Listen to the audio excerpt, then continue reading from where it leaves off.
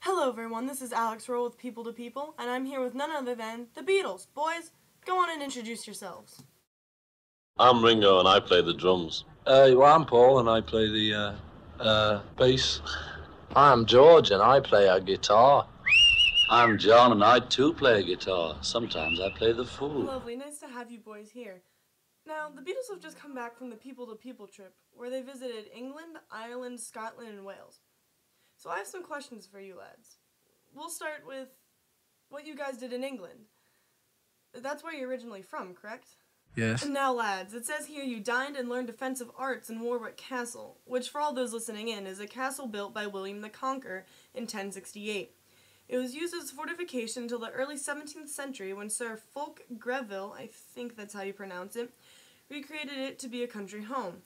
It remained that way until the Earl of Warwick used it as a symbol of his power. Later, in 1153, Henry II used it to hold prisoners. Can you tell me a little bit of what you ate in the castle, George?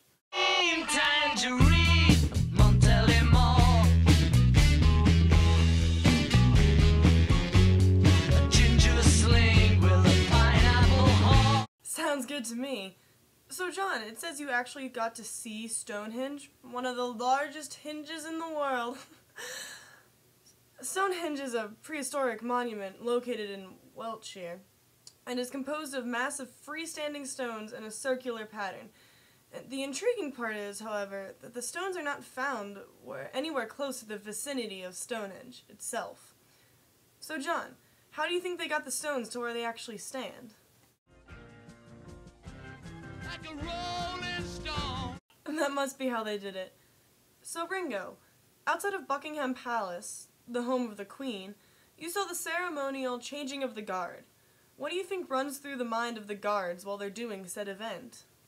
Play the part and I won't need rehearsing. All I have to do is act naturally. Well, maybe it's natural for them. But John, you lads took a boat ride that toured you through London. Can you try to give me a picture of what that looked like? Picture yourself in a boat on a river with tangerine trees and marmalade skies. Beautiful.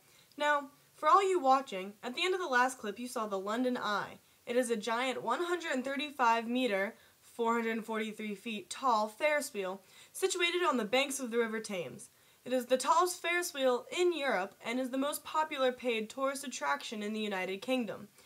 Now lads, you all rode this Ferris wheel. What were you thinking as you were looking out over London? Look around, round. Look around, round, round. Look around. Isn't that something? Now, well, let's move on to what you did in Ireland.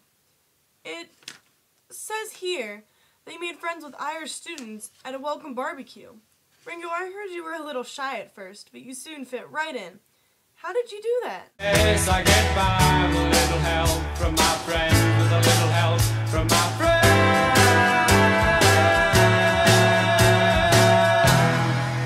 friends. Excellent. I'm glad you got around to feeling more comfortable on your trip. Now, we all know staying somewhere we're not used to can be tough. You boys stayed in Ireland for your homestay. You stayed with a nice old lady, correct? What did she say when you got there? Step inside love and stay. Boys, how did it feel when you served food to the community's elderly? That was awful nice of you lads. Will you still need me? Will you still feed me when I'm 64? Right. So, in Wales, you went rappelling down a castle wall. John, we all know that you were a little nervous while you were doing this. What was running through your head? Falling, yes I am falling, and she keeps calling me back again. Now, you lads aren't really the golfing type, but you gave it a shot in Scotland. How did that go? Help! I need somebody. Help! Not just anybody. Help! You know I need someone. Help! I'm sure you lads got the hang of it. Eventually. Moving on to the 1 o'clock gun. The 1 o'clock gun is a time signal and is fired every day at precisely 1 p.m., except on Sundays, Good Friday, and Christmas Day. The gun was established in 1861 as a time signal for the ships of Firth of Forth. Now, I'm receiving footage of the gun being fired from your manager. Would you mind telling me how you felt exactly to see and hear the gun being fired? Happiness is a warm gun.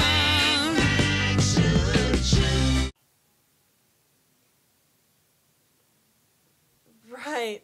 Well, moving on.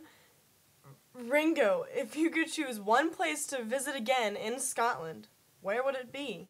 I'd like to be under the sea in an octopus's garden in the shade. Wow, did you really see Nessie? Pretty incredible.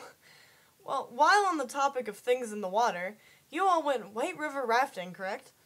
What was going through your mind on this thrilling experience? When I get to the bottom, I go back to the top of the slide. Where I stop and I turn and I go for a ride. Till I get to the bottom and I see you again. Yeah. Sounds dangerous, but I hope it was worth it. So we're running out of time, but we have time for one more question. George, you tried on a kilt in Scotland. You really immersed yourself in Scottish culture, eh? How was wearing a kilt different from other men's dress wear? Listen, do you want to know a secret? Do you promise not to tell? Whoa, okay, George, we get it. Well, we're all out of time. Thank you, lads, for letting me have this interview with you. This is Alex Rowe with People to People, signing off.